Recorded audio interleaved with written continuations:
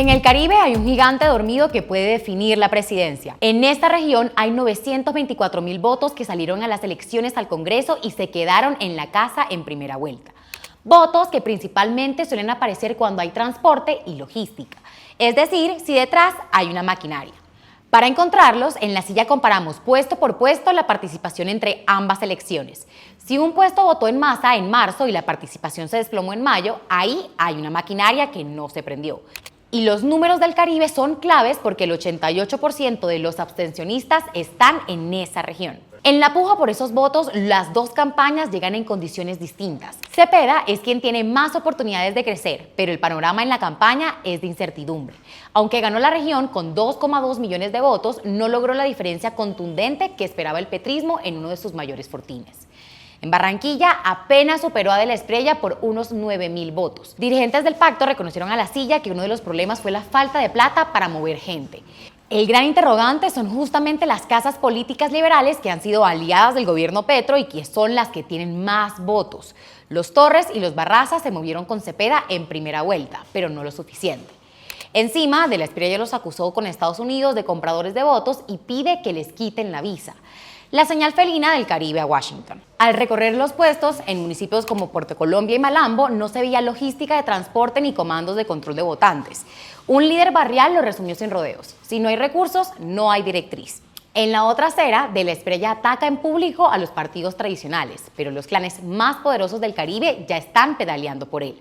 En el Atlántico, la Casa Char se mueve de lleno, usando guiños en la publicidad oficial de Barranquilla y activando sus redes. Eso sí, lo hacen con pinzas.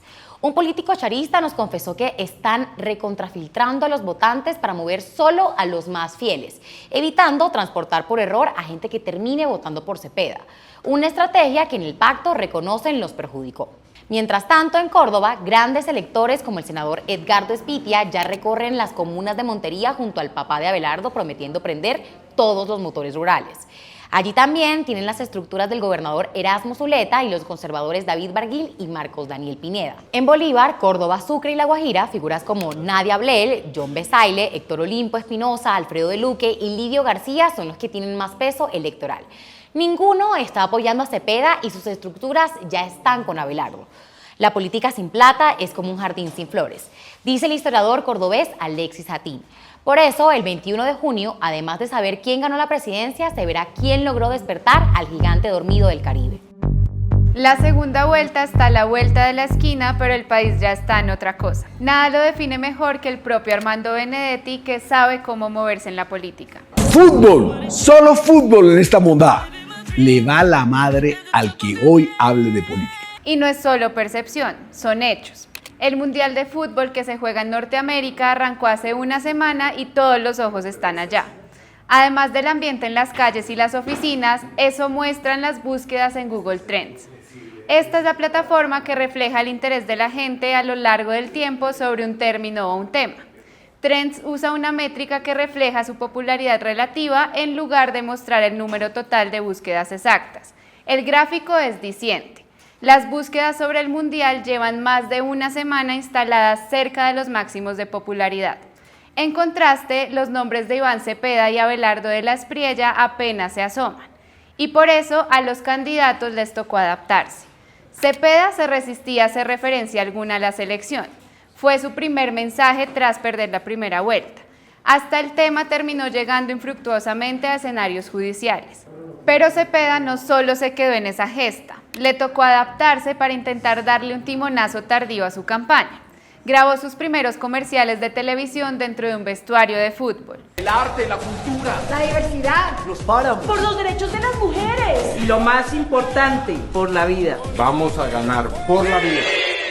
Hasta propuso traer el Mundial a Colombia. Y que hagamos un Mundial en Colombia, ¿no? Aunque mantiene una línea roja y sigue negándose a vestir la camiseta amarilla que se convirtió en símbolo de la campaña rival. De la Espriella, en cambio, metió un golazo en su campaña. Conquistó la camiseta de la selección y hasta se ganó el apoyo de grandes estrellas, como el Tino y el Pibe Valderrama. Camiseta de la patria en este momento. Hacemos un llamado a todos los defensores de la patria, a todos los colombianos a que portemos la camiseta en señal de rechazo frente a una decisión judicial abiertamente, insisto, inconstitucional. Los candidatos se juegan la presidencia, los estrategas revisan encuestas, los periodistas seguimos cada movimiento de campaña como si el país estuviera pendiente de ello. Pero la conversación nacional ahora gira más alrededor de los goles que de los votos.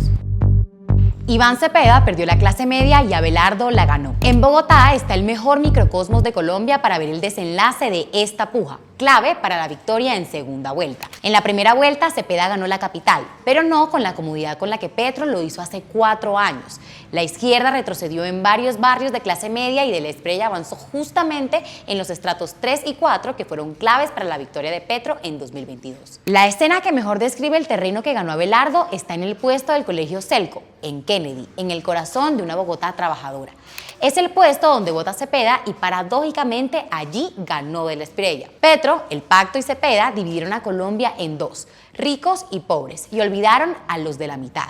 Aquí existen pobres o ricos. Y a esa clase media le importan temas de los que Cepeda habló poco, mientras del Espriella convirtió la inseguridad y la incertidumbre económica en el centro de su discurso, Cepeda llegó tarde. En el pacto entendieron el golpe, pero el timonazo es tardío. A solo 10 días de las elecciones, Cepeda publicó una nueva versión de su programa de gobierno. A diferencia de la primera, esta sí tiene propuestas de seguridad. Seguridad humana, pero al menos seguridad y no todo visto desde el lente de la paz. En las calles de Fontibón y Kennedy, sus militantes reparten afiches que prometen golpear las redes de hurto con tecnología y fortalecer a la policía. Es un lenguaje inusual para el senador, pero forzado por la realidad. Y en terreno, voces de la centroizquierda como el exministro Juan Fernando Cristo y el senador Ariel Ávila buscan cambiar el tono de la campaña. Incluso, y ante la falta de adhesiones relevantes desde el centro, imprimen publicidad con los rostros de Fajardo y López cuestionando a del Espriella. Por su lado, del Espriella intenta sostener su ventaja agitando la bandera de la mano dura, pero también ha delegado buena parte de la campaña de calle a su fórmula vicepresidencial, José Manuel Restrepo, a quien presenta como la cara técnica capaz de moderar las dudas que genera su discurso. El viceabelardista recorre sectores populares tradicionales, como San Andresito, presentando propuestas para combatir la extorsión para comerciantes y pequeños empresarios. Según cálculos de La Silla, en Bogotá todavía hay cerca de 700.000 votos que no se fueron con ninguno de los dos candidatos. Están concentrados, sobre todo, en los estratos 2, 3 y 4, donde el centro ha tenido fuerza histórica y donde aún queda mucho abstencionista por movilizar.